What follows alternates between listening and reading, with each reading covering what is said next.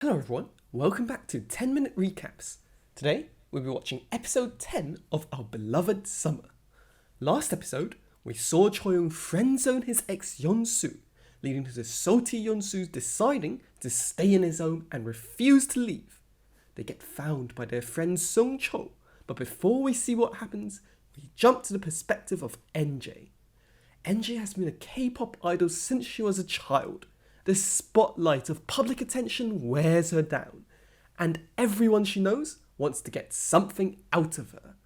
The only exception is Choi-young, who can always brighten up her day. They met at Choi-young's art exhibition, where the kind-hearted man handed her a handkerchief when he noticed she was crying from the beautiful art.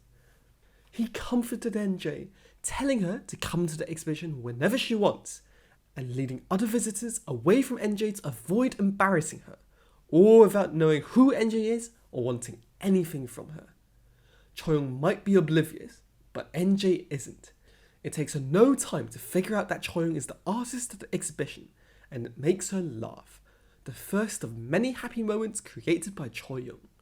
Choi-young is just so different from every man NJ has met. He wants so little from her that he won't even contact her on his own.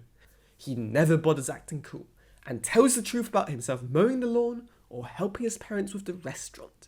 This ordinary, kind man deeply attracts the unordinary, sweet idol. We jump back to the main characters.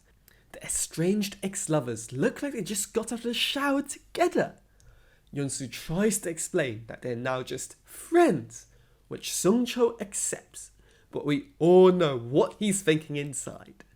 Yeon-soo suggests that as they're now all friends, he should stay overnight as well at Choi-young's house. The idea shocks Yeon-soo, and she hastily makes her exit.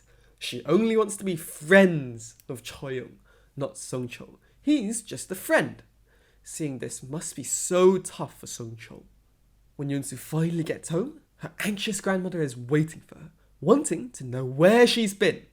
She hastily says that she stayed with Jinju, but karma strikes immediately when Jinju pops up. Awkward. Jinju corners her and demands the truth. After she hears Yeon-soo accepted being friend-zoned, she can't believe it. Yeon-soo accepted being friends even though she clearly likes Yeon-soo.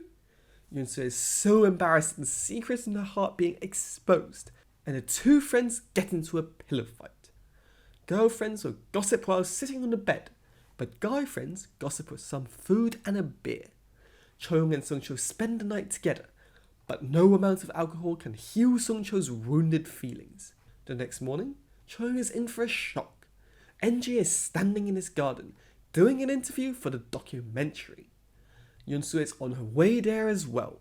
She had left some of her stuff there yesterday, and gets mercilessly ribbed for deliberately leaving it there so she has an excuse to visit Choi-young again. Yeon-soo claims it really was an accident, but the minute Jinju leaves, she starts making herself look better. Actions speak louder than words. But Yeon-soo's plan to have lunch with Choi-young gets ruined by NJ.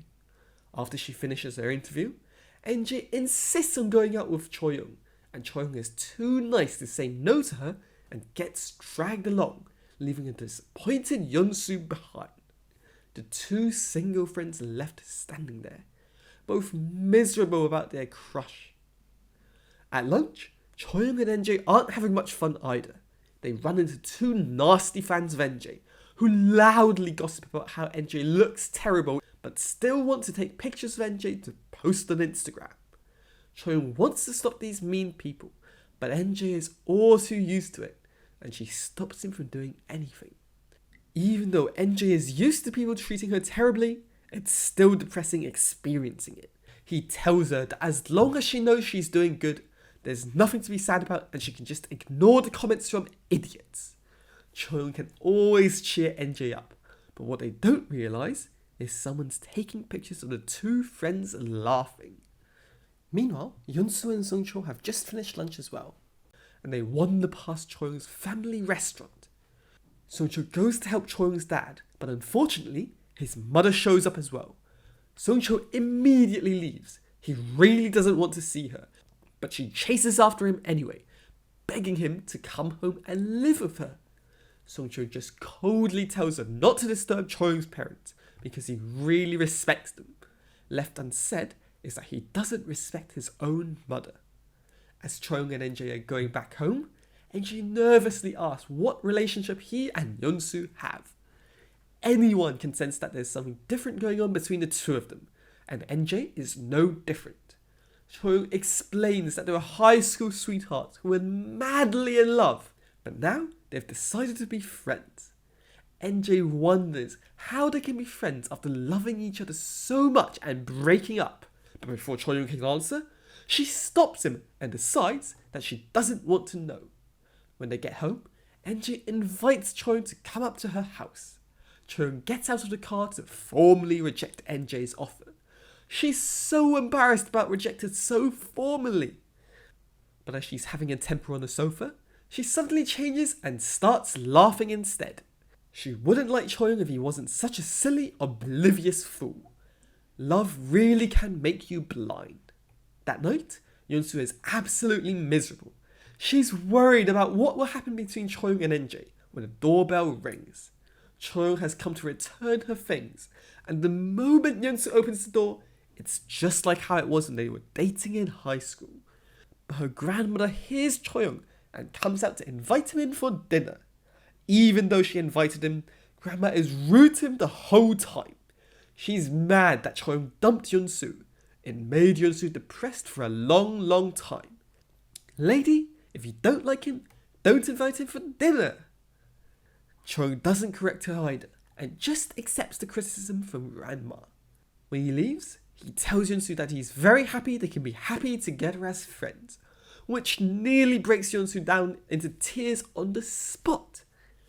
When she gets back home, she finally tells Grandma that the truth is that she broke up with Choi-Young, not the other way round. And even worse, she's realised that she has a one-way crush on him now.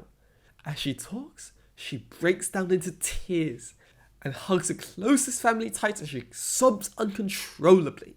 The next day at work, Sung-Cheol gets a message from his mum telling him that she's left and Sung-Cheol can go home without worrying about seeing her. Sung-Cheol hasn't been home for so long that he rushes back and he finds a table full of loving, home-cooked meals, including a plate of peaches, and he starts laughing. Choi goes to Sung-Cheol's office to deliver him some lunch. It's Sung-Cheol's birthday, and Choi-Young's parents specially cooked a meal for Sung-Cheol to celebrate. But Sung-Cheol's gone home, and he runs into Sung-Cheol's boss instead, who takes him into an office to wait for his friend. Sung-Cheol's assistant is in there, leaving a birthday present for Sung-Cheol when the two walk in, nearly scaring her to death. She hastily leaves with Sung-Cheol's boss, leaving Choi-Young alone to watch through the documentary footage. As he watches the documentary, he finds something fascinating. At the end of the episode, Yeon-Soo gets a call from Jinju, telling her that NJ has some explosive rumours, and Sung-Cheol interrupts them. He's a complete wreck. Today is his birthday, but his mother didn't remember and gave him plates of peaches even though he's severely allergic to them and could die if he ate them. His mum doesn't remember anything about her son. What do you think about Sung-Cheol's mother? Do you think Choi really just wants to be friends with Yeon-Soo? Let me know in the comments and don't forget to like and subscribe.